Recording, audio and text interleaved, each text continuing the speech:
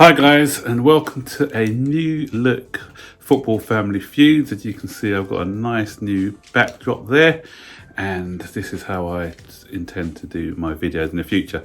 Before I start this video, I'd just like to thank everyone for subscribing. We've got over 1,000 subs, and all of this was done in 4 months, so thank you very much guys. And also we've got over 4,000 hours of watch time. So this means that I can apply to become a YouTube partner, and I couldn't have done it without you guys. So thanks for your continued support. Continue to spread the word, and if you haven't subscribed yet, please hit that subscribe button, and the thumbs up if you like the videos, and I will continue to try and bring you content. Today, I'm going to be talking about Frank Lampard. Frank's been in the job now for a few months, 5 months, 6 months, and already after a run of poor results, we are starting to hear some grumblings. We've had some grumblings already amongst our supporters, especially the ones who still can't get over the fact that Sarri left us.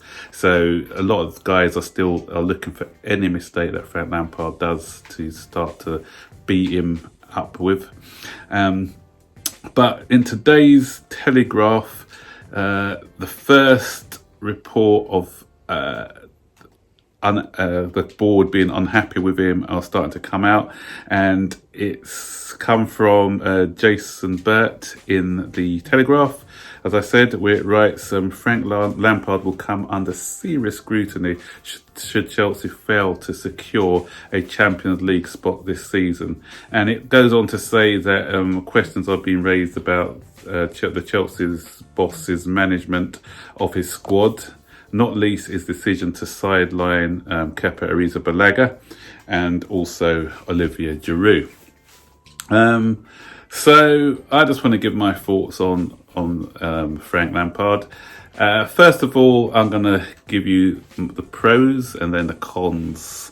The pros, obviously, he's a young, up-and-coming manager. He is a Chelsea legend, and he has, up to this point, or just before we had this wobbly period, he has sort of guided us into 4th position under very difficult circumstances.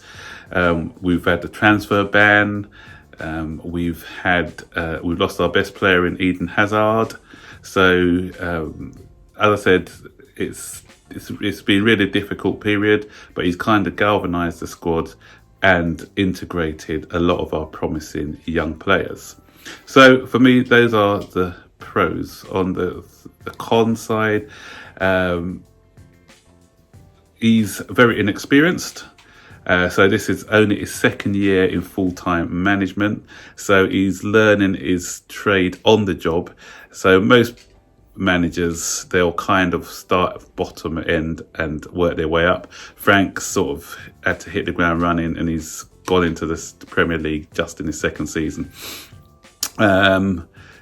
His handling of some of the senior pros, as mentioned by Jason Burt, because Giroud, for some reason, has just been frozen out. Maybe he doesn't fit into his plans, but he needs to keep them on side, really, and give them a few minutes, because experience is quite valuable in this game.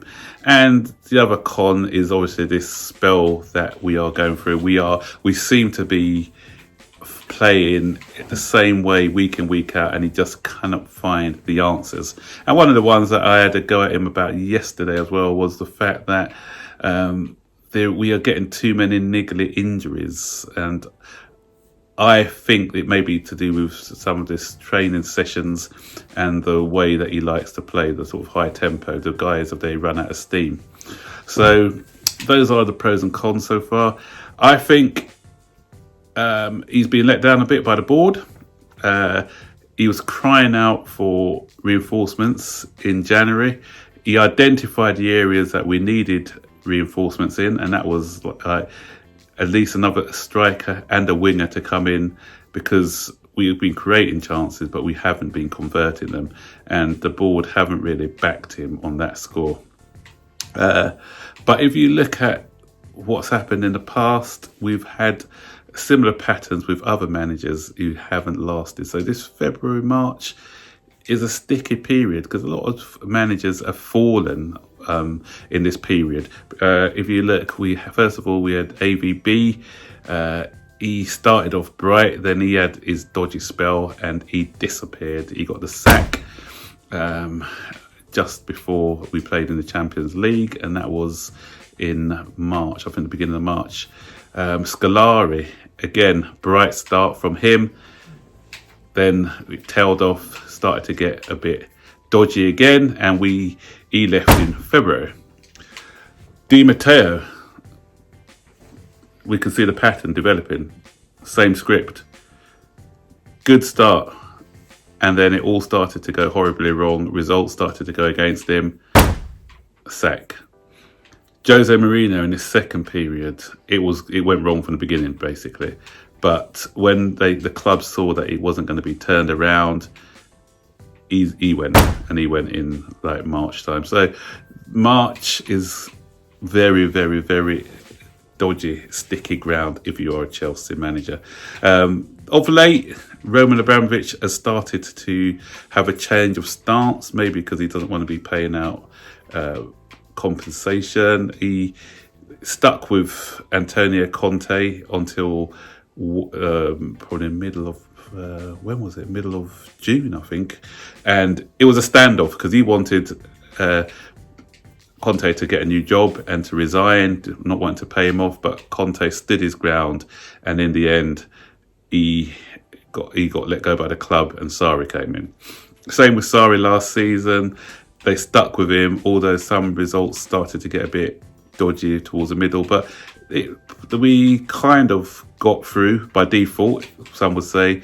Got fourth, got a trophy, and even so that wasn't enough, and they were happy that Juventus came in for him. That way they didn't have to pay compensation. So with Frank, what do you guys think? Do you think he's the right man for the job, or do you think his time is up? Do you think he's out of his depth? The other thing, as I said, I'm a bit on the fence because I want him to succeed. I can see what he's doing, and I think he's been handicapped from the start.